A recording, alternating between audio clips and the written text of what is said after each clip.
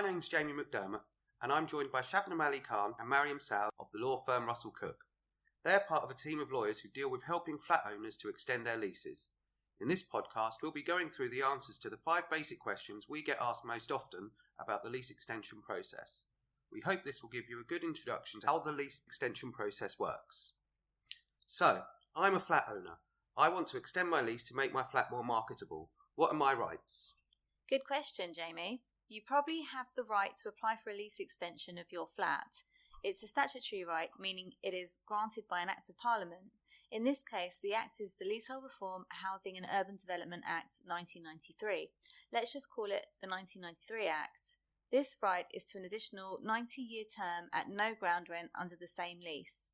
The terms of the new lease can be changed in some very limited circumstances, but they're a bit complicated, so I won't go into them now. You can read about those on our fact sheet if you're really interested. Okay, so just to be clear, when would the 90 years start running? From when I get the extension? No, the 90-year term is added onto the end of the remaining term of your lease. Okay, thanks. So if I have 85 years left on my lease now, I could end up with a 175-year lease? Yes, that's right. There is another route you can go down if you don't qualify. You can try to negotiate a lease extension with your landlord on a voluntary basis. However, the problem with extending a lease on a voluntary basis is that anything in the lease can be changed. For example, your landlord may try to use the opportunity to increase the ground rent. Also, as a leaseholder, you'd need the consent of your mortgage lender to go down this voluntary route.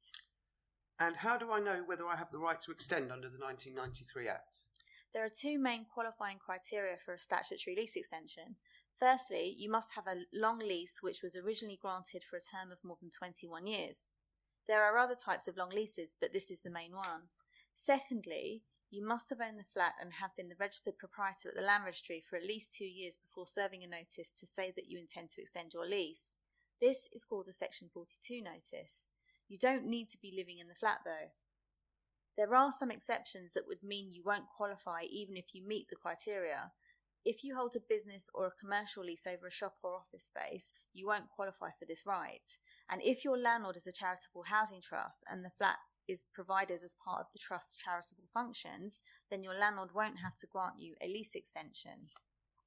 Okay, so I've decided I want to go ahead, and from what you've said, I think I qualify. What should I do first? Right, so as we've said, you can obtain an extension to your lease at no ground rent, but unfortunately you will need to pay a premium. Because of this, your first step has to be to instruct a professional valuer to inspect the property and give you guidance on the potential premium payable. The valuer will usually suggest an opening offer. Once you have this figure, you will be in a position to serve a notice on your landlord telling them that you are exercising your statutory right to extend your lease and naming the price you are willing to pay. Serve a notice? How do I do that? Alright, so this is where it gets a little bit more complicated. Well, I don't mind hearing the idiot-proof version then. Okay, so let's say that I'm the landlord and Maryam is your solicitor. As your solicitor, I'm the one who has to serve the notice on your landlord, and I have to include a deadline for service of a counter notice. The deadline must be at least 2 months from the date of the notice. Yes, and as your landlord, I now have until that date to serve my counter notice, which is my response to your notice. I might at this point do one of the following.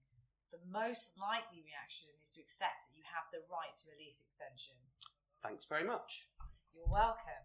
But I probably won't just accept the premium you have suggested. I will make a counter offer. If I do, then there are 2 months from the date of my counter notice for you to negotiate and agree the premium. If we can't come to an agreement with each other, then we have a 4-month window from that deadline to apply to the first tier tribunal. They will make a decision about any terms that can't be agreed. We can continue to negotiate during this 4-month window and then withdraw from the tribunal process if we can reach an agreement.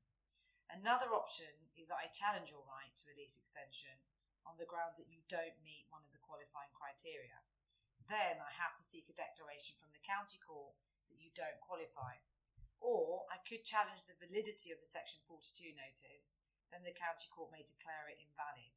You can then re-serve a valid notice and the clock starts ticking again. Once we have agreed the terms or the tribunal has made a decision and the right to appeal any decision has passed, then the new lease must be completed within 2 months. If the lease is not completed, then we have a further 2-month window to complete the lease or apply to the county court. Have you got that? More or less. Most importantly, how much will it cost me? Well, I can't put a figure on that without more details. As I mentioned, you will need to agree the correct premium for the lease extension and pay it to your landlord. If your lease has under 80 years left to run, this will increase the amount you have to pay. This is called, by a very old-fashioned name, marriage value.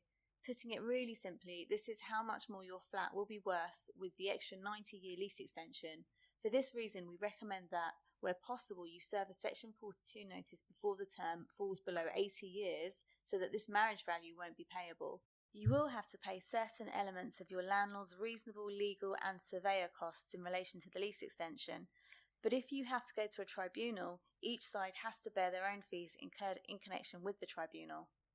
And what if I'm buying a flat but I don't want to wait 2 years before I can extend my lease? Okay, so the leaseholder who's selling their flat to you can serve a Section 42 notice on the landlord and then pass on the benefit of the notice to you as the buyer. This allows you to avoid having to wait 2 years before qualifying to extend the lease. This process is usually done using a separate notice of assignment, which is signed by you and the seller, and the assignment is referenced in the contract. The actual notice is usually served after the exchange of contracts. Okay, so let me check I've understood this all.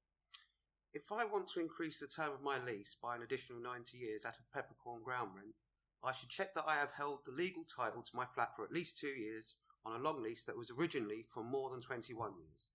First, I need to get a valuer to work out how much the lease extension could cost me. Then I need to get my solicitor to serve a Section 42 notice on the landlord with a proposed premium. Then there's a bit of to and fro as everyone haggles until we agree on a price.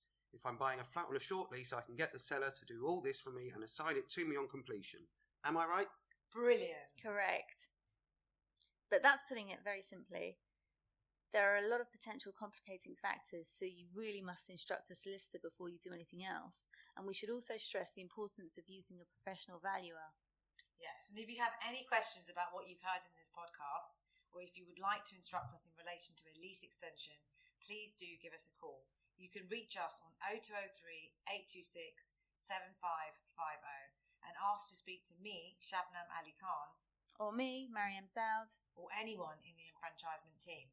Also, all of our details can be found on Russell-Cooke.co.uk, where you can also find our fact sheets, which have a lot more information.